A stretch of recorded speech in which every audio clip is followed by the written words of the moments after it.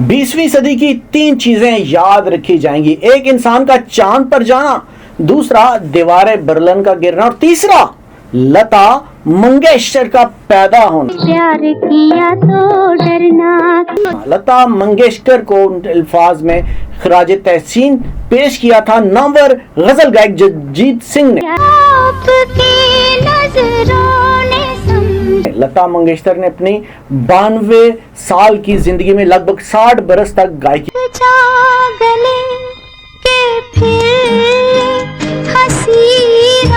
की। बड़े सगीर में शायद ही कोई इंसान ऐसा होगा जिसने लता मंगेशकर की आवाज सुनी और उनसे मुतासिर ना हुआ होगा। गायकी के फन से वाबस्ता असातिज़ा का कहना है कि लता मंगेशकर जैसी मधुर और पाकीज़ा आवाज, सुरों की पुख्तगी और बाजे की 3 सप्तक का आसानी से गाना उनका खासा था।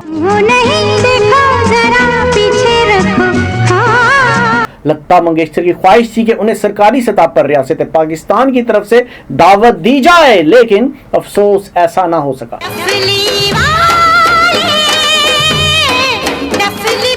लता ने कई मौकों पर पाकिस्तान जाने की ख्वाहिश का इजहार किया, लेकिन बताती थी कि यह कभी मुमकिन ना हो पाया। इस सिलसिले में पहली बाकायदा कोशिश 1980 की दहाई में हुई।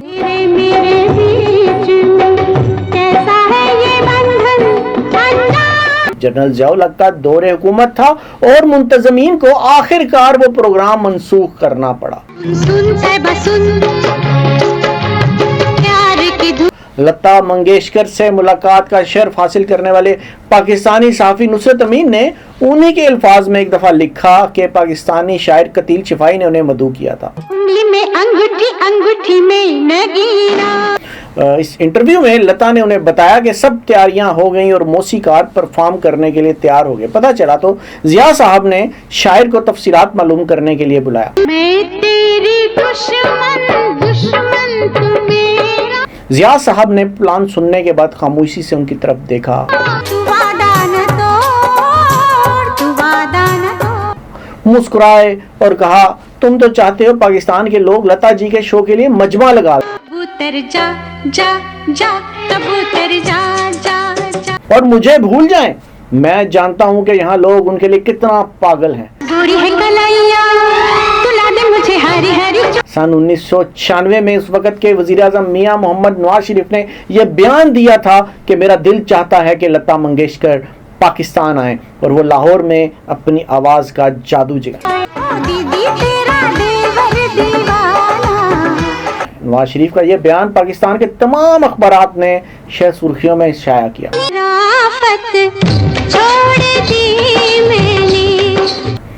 तब एक जर्नलिस्ट से वो बताते हैं कि मैंने लता मंगेशकर से टेलीफोन पर राब्ता किया था।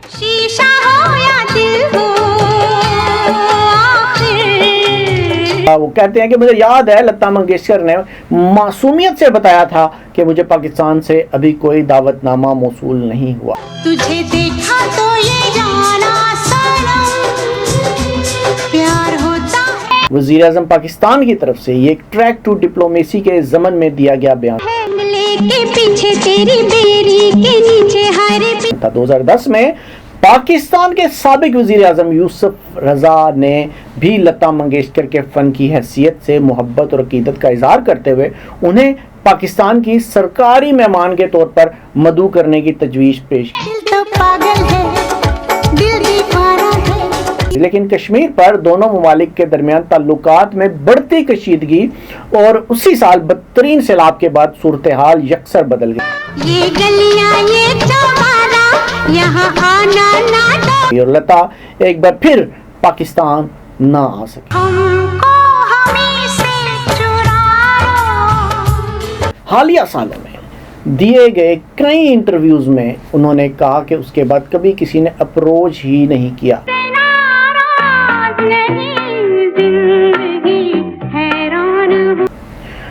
सहाफ़ी ने लता जी से कहा कि वज़ीर आज़म पाकिस्तान समेत 18 करोड़ पाकिस्तानी अवाम पाकिस्तान की तरफ से आपको पाकिस्तान आने की दावत देती है। बताएं कि आप पाकिस्तान आना पसंद करेंगी? कभी खुशी कभी गम, ना जुदा होंगे हम, कभी खुशी। लता मंगेशकर ने शिकवा करते हुए कहा था, मुझे पूरी दुनिया में लोग मिलते हैं जो बताते हैं कि हम पाकिस्तानी हैं और आपका गाना बहुत पसंद करते हैं, चले जहाँ चले नैनो तले धुआं चले। लेकिन अजब इत्तेफाक है कि मैं अपने कैरियर के दौरान पाकिस्तान में कभी भी ना गा सकी।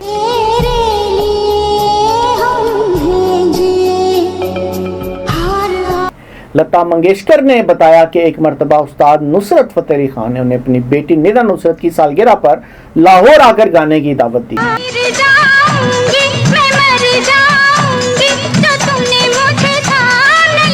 थी। उस्ताद नुसरत फतेह अली खान एक मर्तबा मुझे अपने वालिद उस्ताद फतेह अली खान और ताया उस्ताद मुबारक अली खान की बरसी जो वो अपने आबाई शहर लाइलपुर में मुनक्कद करवाते थे, मैं शिरकत की दावत दी थी, लेकिन बदकिस्मती से वो कहती है मैं पाकिस्तान ना जा सकी। लुका छुपी बहुत हुई सामने आ।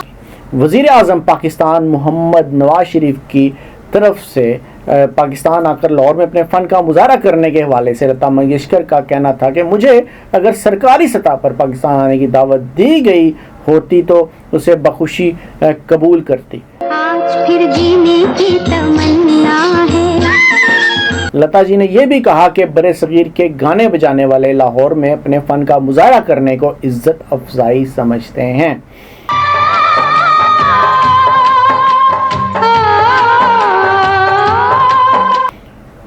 वो कहती हैं कि मैं भी ऐसा ही समझती हूँ और अगर मुझे पाकिस्तान और पाकिस्तानियों ने बुलाया तो जरूर आऊंगी। लेकिन वजीर आजम पाकिस्तान की तरफ से ये दावतनामा बाज़ सिर्फ एक बयान ही साबित हुआ और बाकायदा तौर पर लता मंगेशकर को कोई दावतनामा ना भेजा।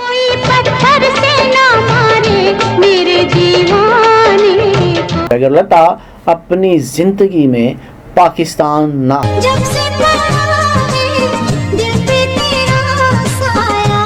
लेकिन ऐसा जरूर हुआ कि वो अपनी तवील जिंदगी में एक मर्तबा अपनी पसंदीदा सीनियर गुरु और बहुत प्यारी सहेली मलकाए तरन्नुम नूरजहां से मुलाकात करने पाकिस्तान और इंडिया की सरहद वाहगा तक आई थी।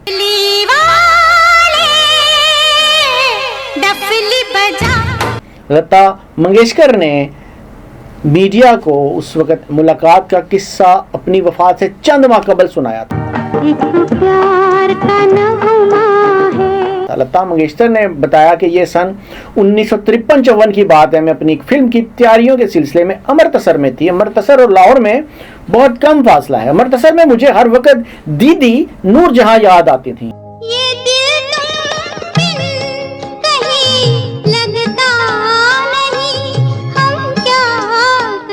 टेलीफोन पर बात हो रही थी लेकिन दिल नहीं भरता था।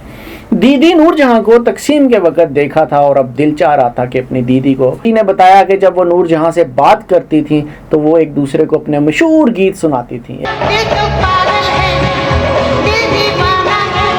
एक दिन यूं ही अमृतसर से नूरजहां से टेलीफोन पर बात हो रही थी तो मैंने कहा कि मैं आपके इतने करीब आई हूँ, क्यों ना एक दूसरे से मुलाकात की। जो वादा किया निभाना पड़ेगा। नूरजहां ये सुनकर बहुत खुश हुई और उन्होंने अपनी जानिब इंतजामात के लिए कह दिया।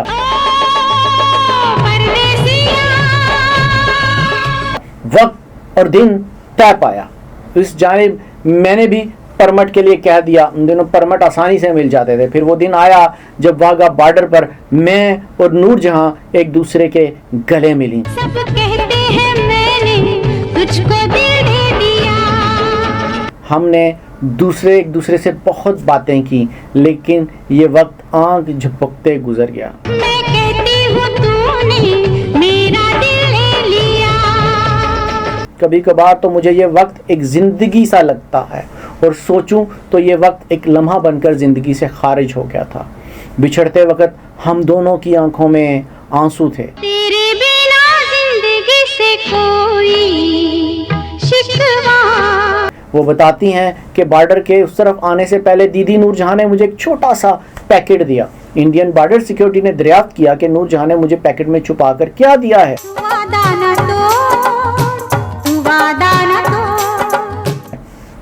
पैकेट को खोला गया तो उसमें बिरयानी और आमों के गूदे से तैयार करदा एक डिश निकली। दीदी को इल्म था कि दोनों डिशें मेरी पसंदीदा हैं और वो बतौर ख़ास मेरे लिए अपने हाथों से बनाकर लाई थी। नींद हमारी पिया तूने चुराई। लता जी ने यह वाकया अपनी बायोग्राफी में भी बयान किया है। लता मंगेशकर ने वाघा बॉर्डर पर नूरजहां से मुलाकात और अपनी पसंदीदा डिशें जो नूरजहां उनके लिए बॉर्डर पर लेकर आईं, इस हवाले से बयान किया है कि ये खाने ना हिंदू थे, ना मुसलमान, ना इंडियन थे, ना पाकिस्तानी, ये नाजुक और प्यार भरे हाथों ने तैयार किए थे जो छोटे छोटे इख्तलाफात की हदों से बहुत ऊपर उठ जाते हैं।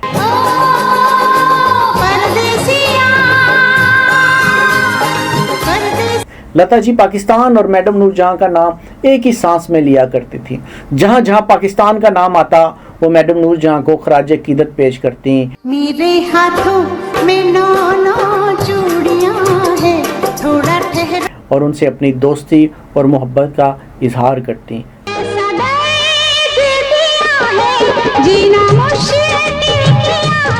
लता मंगेशकर उम्र में मैडम नूरजहां से सिर्फ 3 बरस छोटी थी और उन्हें आपा कहा करती थी।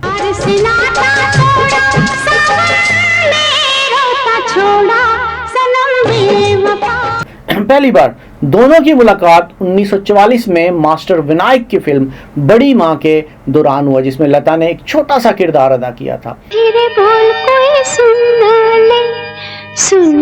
ले कोई सुनना ले। इंडिया की मशहूर फिल्म सहाफ़ी नसरीन मिनी कबीर की लता मंगेशकर पर किताब लता मंगेशकर इन हर ऑन वॉइस अपनी यानी आवाज़ में वो कहती हैं कि नूरजहां मेरी गुरु नहीं थी और ना ही मैं उनकी शागिर्द थी, लेकिन मुझे उनकी गुलकारी बहुत पसंद थी।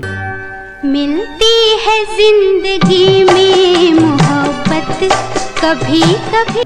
बड़ी माँ का पहला शेड्यूल कोल्हापुर में था और नूरजहां एक गाना फिल्म के लिए करवाने के लिए आई। उन्होंने स्टूडियो का म्यूजिक रूम लिविंग एरिया में तब्दील कर दिया था, जिसमें नूरजहां, उनके शोहर शौकत हुसैन रिजवी साहब और उनके 6 माह के बेटे अकबर ने वहां क़याम किया। वादा कर ले साजना, तेरे बिन मैं न रहूं, मेरे बिन तू न रहे होगे जुदा। एक रोज मैं फिल्म बड़ी माँ के सेट पर थी कि मास्टर विनायक ने हमारा तारुफ करवाते हुए कहा कि ये नूरजहां है। महबूब मेरे तू है तो दुनिया कितनी हंसी है। इन्हें एक गाना गा के सुनाओ, तो मैंने राग जे वांती सुनाया। फिर उन्होंने नूरजहां ने मुझसे फिल्म का एक गाना गाने को कहा, तो मैंने फिल्म वापिस से आरसी बुराल का गाना जीवन है बेकार बिना तुम्हारे गाया।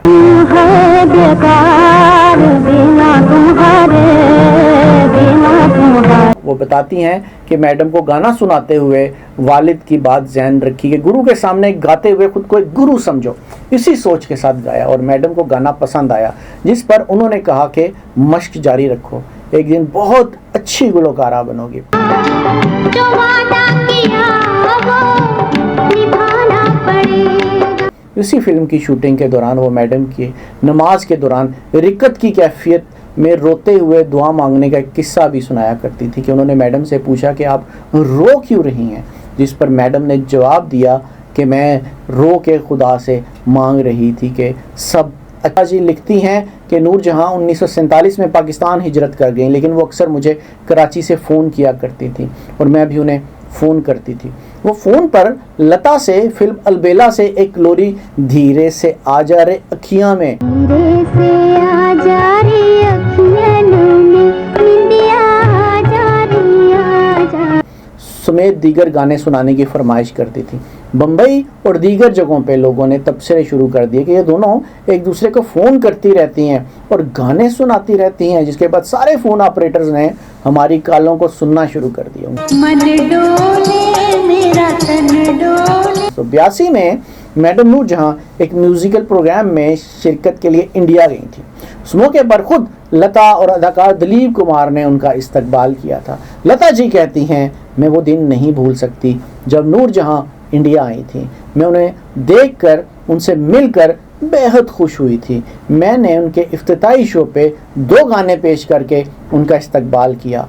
वो एक खूबसूरत शाम थी, नाकाबिले फरामोश। आज फिर जीने की तमन्ना है जो एक इंटरव्यू में कहा था कि लोग कहते हैं कि लता तुम्हें इतना मानती हैं, वो तुम्हें उस्ताद समझती हैं, तुम्हें प्यार करती हैं। ये सब मैं समझती हूँ, उनका बड़ापन है, वरना लता तो लता है। एहसान तेरा होगा मुझ पर। मेरी नज़र में अब तक उनके जैसा कोई पैदा नहीं हुआ। लता मंगेशकर ने पाकिस्तान की तरफ हमेशा प्यार और एहतराम की निगाह से देखा। उसकी वजह यह थी कि हिमा मंगेशकर अलमारूफ लता मंगेशकर को लाफानी गायिका बनाने का सहरा म्यूजिक डायरेक्टर मास्टर गुलाम हैदर के सर है, जिनका ताल्लुक लाहौर के इलाके चूना मंडी से था। आपकी नजरों ने समझा।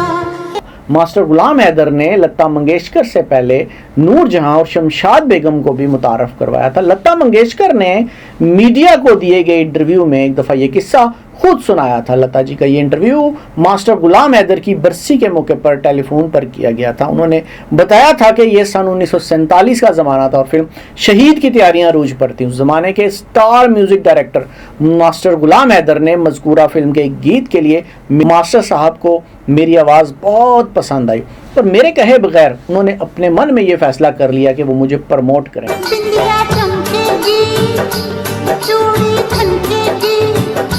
उन्हीं दिनों की बात है कि फिल्मिस्तान स्टूडियो के मालिक और मशहूर प्रोड्यूसर श्रीधर मुखर्जी ने रिहर्सल में मेरी आवाज़ सुनी और मुझे ये कहकर मुस्तरद कर दिया कि इस लड़की की आवाज़ बहुत बारीक है और चुभती हुई है। श्रीधर मुखर्जी आज की मारूफ अदाकारा रानी मुखर्जी के परदादा थे, जो अपने वक्त के बहुत बड़े फिल्मसाज थे। लता मंगेशकर के मुताबिक मास्टर गुलाम हैदर ने श्रीधर मुखर्जी से कहा कि वो गारंटी देते हैं कि ये लड़की यानी लता बड़े सगीर की म्यूजिक मार्केट में अच्छा इजाफा साबित होंगी। श्रीधर के इनकार पर मास्टर गुलाम हैदर नाराज हो गए और कहा, मुखर्जी वैसे तो आपको अपनी राय कायम करने का पूरा हक है, लेकिन मेरे अल्फाज नोट कर लें, एक दिन आएगा कि प्रोड्यूसर लता के दरवाजे पर किताब मुताबिक ये कहकर मास्टर गुलाम हैदर ने फिल्मिस्तान के दफ्तर में श्रीधर को अपना इस्तीफा थमाया और उसी वक्त मेरे साथ मुंबई टाकीज स्टूडियो की जानिब चल पड़े। लता जी बताती हैं कि मुंबई टाकीज स्टूडियो शहर के मज़ाफ़ात में मिलाड के इलाके में था। मैं मास्टर साहब के साथ मैंगोर गांव रेलवे स्टेशन पर खड़ी ट्रेन का इंतज़ार कर रही थी कि फिल्म मजबूर के गीत की पहली धुन उन्होंने मुझे वहीं याद करवाई। गीत के बोल थे, दिल मेरा तोड़ा मुझे कहीं का ना छोड़ा। तूने दिल मेरा तोड़ा, कहीं का ना छोड़ा। ये गीत ही दरअसल प्लेबैक सिंगिंग में मेरा भरपूर तारुफ बना। ताजी बताती हैं मास्टर साहब ये धुन सुनाते हुए अपने हाथ में सिगरेट 555 की डिब्बे पर रिदम बजाकर मुझे याद करवा रहे थे। वो एक एक मिसरा सुनाते रहे और उनके साथ गुनगुनाते। अपनी एक नज़म में मुश्तरका दुश्मन की बेटी में चाय खाने पर अपनी कौम परस्त दोस्तों के साथ गुफ्तगू में इंडिया और पाकिस्तान के लोगों के दरमियान कशीदगी का मंजर खींचते हुए अचानक दरमियान में आने वाली लता की आवाज़ के जादू का असर बयान करते हुए लिखा, लता की रस टपकाती शहद आगी आवाज़ कुछ ऐसे उभरी जैसे हब्स ज़दा कमरे में दरिया के रुख वाली खिड़की खुलने लगी हो। जोगन हो गई तेरी दुलारी, मन जोगी संग लगा। उसी नज़म के पसे मंजर में दिल्ली में ऑल इंडिया रेडियो की उर्दू सर्विस के सहाफ़ी जुबैर रिजवी ने अपनी याददाश्तों पर मुश्तमिल किताब गर्दिश पा में लिखा कि लता जी, बाज़ पाकिस्तानी कहते हैं कि लता हमें दे दीजिए और कश्मीर आप रख लीजिए, तो आपका रद्द अमल क्या होगा। तो इस पर लता का जवाब था कि अगर इस तरफ दोनों मुल्कों के दरमियान झगड़ा ख़त्म हो सकता है तो मुझे क्या। रिजवी लिखते हैं कि लता ने उस इंटरव्यू के नशर होने के कई दिन बाद ये इतला देने के लिए फ़ोन किया कि इस इंटरव्यू के बाद उन्हें पाकिस्तान से हज़ारों की तादाद में ख़त मिले जिन पर सिर्फ लता मंगेशकर इंडिया पता लिखा था। सारे खतूत में लता की इस बात पर बेपनाह मुसर्रत का इजहार किया गया था कि वो कश्मीर के बदले पाकिस्तानियों की ज़िंदगी का हिस्सा बनने को तैयार। सूफ़ी म्यूज़िक की मलिका आबदा परवीन सन 2002 में अपनी एक एल्बम फैज़ बाय आपदा रिकॉर्ड करवाने के गर्ज से इंडिया गई थी। अलबत्ता इस दौरान लता मंगेशकर से हुई अपनी पहली मुलाकात को याद करके बताती हैं कि मैं कमरे में रिकॉर्डिंग कर रही थी और ये जानने के बाद कि लता जी दूसरे कमरे में रिकॉर्डिंग कर रही हैं, उनसे मिलने चली गई। दीदी को एक दफ़ा मेरी मौजूदगी का पता चल गया तो वो मुझसे मिलाने अपनी पूरी फैमिली को ले आई। ख्वाबों में जो आए वो कई घंटों तक बैठ के मुख्तलिफ मौज़ूआत पे मुझसे बातें करती रहीं। आपदा परवीन ने कहा कि जब किसी ने पूछा कि ऐसा कैसे कि उन जैसी अजीम गुलकारा मेरी तारीफ कर रही है, जिस पर उन्होंने सिर्फ इतना कहा कि असल सोना हमेशा चमकता है। तुझसे कहो कभी सामने तो आ। लता जी बताती हैं कि मैं आपदा जी से अक्सर बात करती हूँ। हाल ही में उन्होंने मेरे भतीजे बाइजू की धुनों की बहुत तारीफ की है, जिसका काम सूफी शायर शाह हुसैन पर मबनी है।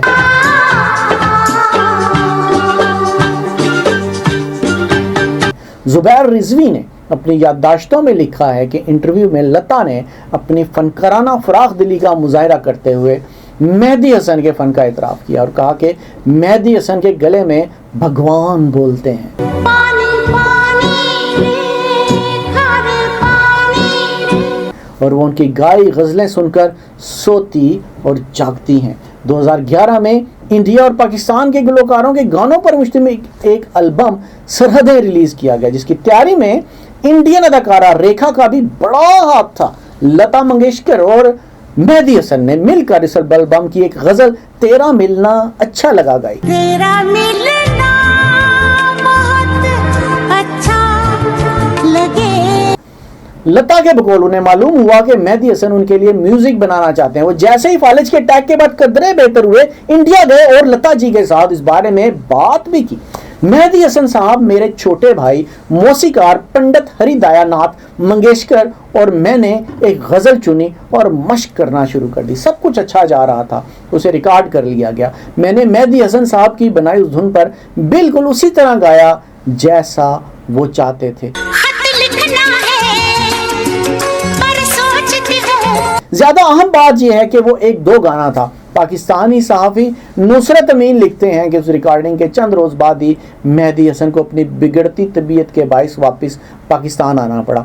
एल्बम की लॉन्च के बाद लता ने उस गज़ल का एक टेप मेहदी हसन को भेजा। मुझे बताया गया कि जब उनके बेटे ने उनके लिए गाना चलाया तो इतने कमज़ोर हो चुके थे कि उन्हें याद ना रहा कि दरअसल वो क्या है। आपके सजन सावन में सरहदें नामी ये एल्बम मेहदी हसन की वफ़ात के 1 साल पहले रिलीज़ हुई थी और अपने अजीम मोहसन और उस्ताद मास्टर गुलाम हैदर, दीदी नूरजहां, अपने पसंदीदा गज़ल गायक मेहदी हसन और उस्ताद सलामत अली ख़ान की निस्बत से लता मंगेशकर पाकिस्तान की जानिब हमेशा मोहब्बत और एहतराम के साथ देखती रहीं। लेकिन ये सच है कि दोनों मुल्कों के टूटते बनते ताल्लुकात के बायस वो कभी भी पाकिस्तान की धरती पर कदम न रख सकें। मुझे पहले भी किसी ने पूछा था तो वही जवाब मेरे पास है कि ना ही जन्म मिले तो अच्छा है, और अगर वाकई जन्म मिला मुझे तो मैं लता मंगेशकर बनना नहीं चाहूँगी। नहीं, ये लता मंगेशकर की जो तकलीफें हैं वो उसको ही पता है। याद रहे। अगर आपको आज की वीडियो अच्छी लगी हो तो हमारे चैनल DTVNN को सब्सक्राइब करना मत भूलिएगा और साथ ही हमारे बाकी चैनल देसी टीवी USA और देसी स्पोर्ट को भी ज़रूर देखिएगा। और हमारा OTT प्लेटफॉर्म DTV Flix भी आप देख सकते हैं, जहां पर आपको 3000 से ज़्यादा चैनल्स देखने को मिल सकते हैं।